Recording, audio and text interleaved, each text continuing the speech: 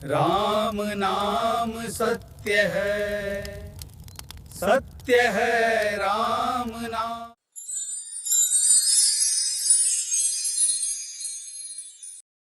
आज से लगभग 500-600 वर्ष पहले की बात है।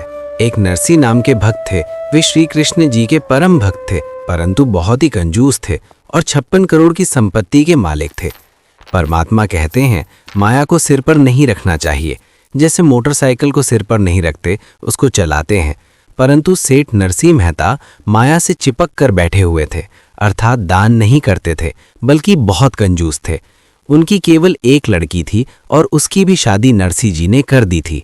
साथ ही उसके नाम की हुंडी चला करती थी। जैसे आज बैंकों द्वारा ड्राफ्ट बनाए जाते हैं, पैसे जमा करके एक कागज में बैंक ड्राफ्ट बनाते हैं कि हमारे पास इसके इतने रुपए जमा हो चुके हैं, और उस ड्राफ्ट को आप किसी दूसरे शहर में जाकर बैंक में दे दो, उतने ही पैसे मिल जाया करते हैं। ऐसे ही पहले के समय में हुंडी काम करती थी। इसके लिए राजाओं द्वारा धनी व्यक्तियों की संपत्ति के हिसाब से उन्हें हुंडी बनाने की मान्यता प्रदान की जाती थी कि कोई व्यक्ति इतने रुपए तक की हुंडी यानी ड्राफ्ट बना सकता है। सेठ लोग फिर आपस में महीने, 6 महीने, 1 वर्ष में एक दूसरे से कागज और धन आदान प्रदान कर लिया करते थे। वहीं नरसी जी के पास 56 करोड़ की संपत्ति थी। यदि आज के समय से अनुमान लगाएं तो अरबों खरबों की संपत्ति थी, और धन इकट्ठा करने के चक्कर में वो इतना कंजूस हो गए थे कि वो चवन्नी भी दान नहीं करते थे। लेकिन परमात्मा तो परमात्मा ही होता है। उन्होंने उस प्यारी आत्मा से माया का वो जाल छुड़वाया जो कि उसके जी का जंजाल बना हुआ था। एक दिन सेठ नरसी की पत्नी ने कहा कि हमें आप गंगा स्नान करवा कर लाइए। लेकिन नरसी सेठ कहने लगा, क्यों पैसे बर्बाद करती हो, यही नहा लो, क्या रखा है वहां, इतनी दूर जाओगी। नरसी ने सोचा, अगर ये वहां जाएगी तो 10-20 रुपए खर्च होंगे। जब नरसी की पत्नी ने नरसी से ज्यादा कहा तो नरसी जी ने सोचा, अब ये मुझे ज्यादा दुखी करेगी, सिर में दर्द रखेगी। ऐसा सोचकर वो पत्नी के कहने से गंगा स्नान के लिए चल पड़ा। जब वे गंगा में जाकर स्नान करने लगे, इतने में ही पूर्ण परमात्मा कबीर साहिब जी ने वहां साधु रूप में प्रकट होकर उन्हें श्री कृष्ण की महिमा सुनाई। क्योंकि नरसी और उसकी पत्नी कृष्ण जी के पुजारी थे, परमेश्वर कबीर जी ने कहा है, जो जन यानी व्यक्ति किसी जन्म में मेरी शरण में आ गया है, उसके मोक्ष के लिए उसके पीछे पीछे फिरता रहता हूं। जब तक धरती आकाश रहेगा यानी महाप्रलय तक, तब तक उसको काल जाल से निकालने की कोशिश करता रहूंगा। फिर गरीब दास जी ने कहा है, गरीब ज्यों बच्चा गौ की नजर में, यूं साईं को संत। भक्तों के पीछे फिरे भक्त वत्सल भगवंत। जैसे गाय अपने बच्चे बछड़े बछड़ी पर अपनी दृष्टि रखती है, बच्चा भागता है तो उसके पीछे पीछे भागती है, अन्य पशुओं से उसकी रक्षा करती है। इसी प्रकार परमेश्वर कबीर जी अपने भक्त के साथ रहता है। यदि वर्तमान जन्म में उस पूर्व जन्म के भक्त ने दीक्षा नहीं ले रखी, तो भी परमेश्वर जी उनके पूर्व जन्म के भक्ति कर्मों के पुण्य से उनके लिए चमत्कार करके रक्षा करते हैं। इसी विधान अनुसार उत्तम पुरुष, सत्पुरुष, पूर्ण ब्रह्म कबीर साहब ब्राह्मण रूप बनाकर आए और कहने लगे, सेठ नरसी जी, गंगा स्नान करने आए हो तो कुछ दान करो। क्योंकि जैसी परंपरा बना रखी थी, उसी को आधार बनाकर परमात्मा ब्राह्मण रूप में बोले। नरसी सेठ बोला, मेरे पास पैसे थोड़े ही हैं, आप जाओ किसी और से ले लो। परमात्मा कहने लगे, सेठ जी, वैसे ही नहाने से क्या फायदा, कुछ दान किया करो। नरसी की पत्नी कहने लगी, दे दो ना 1-2 रुपए दान ब्राह्मण को। नरसी ने अपनी पत्नी से कहा, नहा ले, चुप करके यहां तक ले आया, ये कम थोड़े हैं, यही बड़ी बात समझ तू।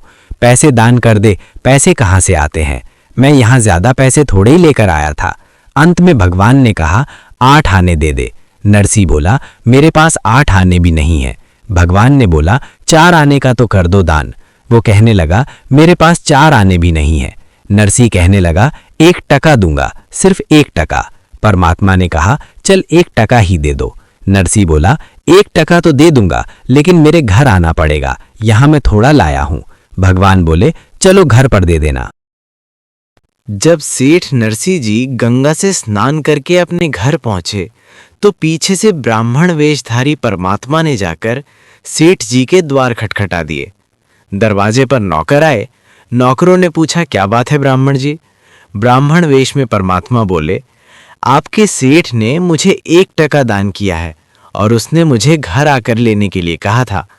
नौकर ने जाकर सेठ जी से बताया कि सेठ जी, एक ब्राह्मण आया है और कह रहा है कि आपने गंगा पर उन्हें 1 टका दान देने के लिए कहा था, वही लेने आया है।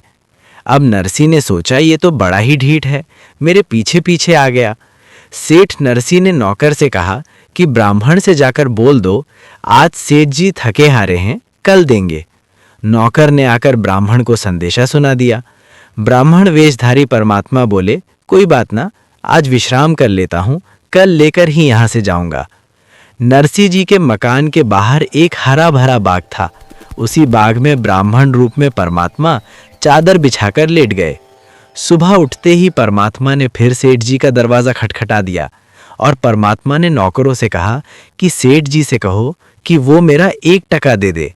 नौकर ने अंदर जाकर सेठ नरसी को बताया कि वो ब्राह्मण द्वार पर खड़ा है, अपना 1 टका मांग रहा है। सेठ ने सोचा बड़ा ढीठ है, ये तो गया ही नहीं।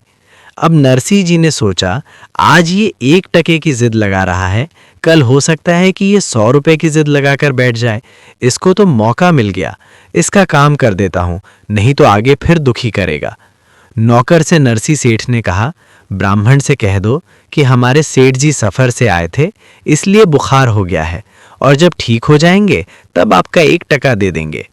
ब्राह्मण ने कहा, बार बार तो आया नहीं जाता, कोई बात ना, 1-2 दिन और इंतजार कर लेते हैं, अब लेकर ही जाऊंगा। परमात्मा दिन में घूम फिर आए और शाम को आकर सेठ जी के बाग में लेट गए। नरसी जी ने 1 दिन देखा, 2 दिन देखा, 3 दिन देखा, फिर नौकरों से पूछा कि वो गया कि यहीं पर है। नौकर कहने लगे कि वो तो यहीं सामने बाग में बिस्तर लगाए बैठा है और कह रहा था कि बार बार तो आया नहीं जाता, अब लेकर ही जाऊंगा। अब नरसी सेठ जी ने सोचकर कहा कि ब्राह्मण से कह दो कि सेठ जी बीमार थे, उनकी मौत हो गई। नौकरों ने जाकर ब्राह्मण रूपी परमात्मा को बताया कि हमारे सेठ जी बीमार थे, जिससे उनकी मृत्यु हो गई। ब्राह्मण रूप में आए परमात्मा ने कहा, ये तो बड़े दुख की बात है, सेठ जी बेचारे गंगा स्नान करके आए थे। फिर भगवान बोले, कोई बात नहीं, यहाँ तो मरना जीना लगा रहता है, मृत्यु तो हो ही गई है, तो अब मैं सेठ जी का अंतिम संस्कार कराकर ही जाऊंगा। नौकर ने नरसी सेठ से आकर बताया कि ब्राह्मण तो बोल रहा है कि मैं अंतिम संस्कार कराकर ही जाऊंगा। नरसी जी ने कहा कि तुम लकड़ी ढोना शुरू कर दो, शायद उसके समझ में आ जाए कि वास्तव में मैं मर गया। तो नौकरों ने लकड़ियां ढोना शुरू कर दिया। विचार करने वाली बात यह है कि यदि शहर नगर का इतना बड़ा धनी सेठ मर जाए तो पूरा शहर इकट्ठा हो जाया करता है, लेकिन सेठ जी ने अपनी अल्प बुद्धि से परमात्मा जो पल पल की जानने वाला है, उसे भगाने के लिए ये तरकीब लगाई। वहां पर वो 4 नौकर लकड़ी ढो रहे हैं। जब नौकरों ने लकड़ी ढो ली तो नरसी जी ने पूछा कि वो गया या नहीं। नौकरों ने बताया वो भी एक लकड़ी हाथ में उठाए हुए है और शमशान घाट की तरफ जाने को तैयार है। अब नरसी जी कहने लगे, तुम मेरी नकली अर्थी तैयार करो। उसमें सेठ जी लेट गए और जनाजे को लेकर 4 नौकर चल पड़े।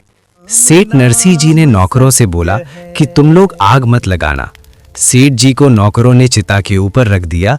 तब परमात्मा ने कंधे पर उठाई हुई लकड़ी को नीचे डाल दिया और सेठ जी से कहा कि आप तो 1 टके पर जान देने जा रहे हो। ब्राह्मण रूप में परमात्मा ने कहा, सेठ जी, मैंने माफ कर दिया 1 टका, आपका दान अब हम नहीं लेंगे। और परमात्मा वहां से चले गए। तब नरसी सेठ ने नौकरों से सारी लकड़ियां उठवाईं।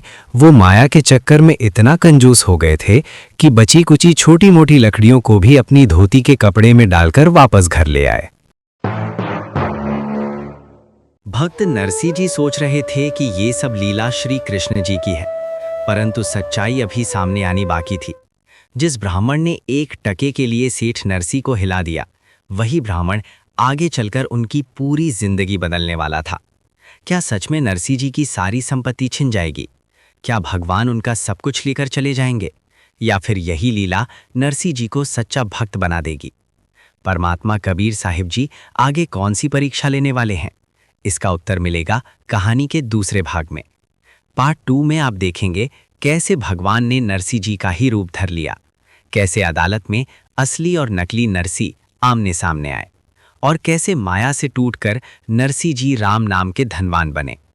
अगर आप चाहते हैं पार्ट 2 सबसे पहले देखना तो इस वीडियो को लाइक करें, चैनल को सब्सक्राइब करें और कमेंट में लिखें राम नाम सत्य है, क्योंकि अगला भाग इस भाग से भी ज्यादा चमत्कारी होने वाला है।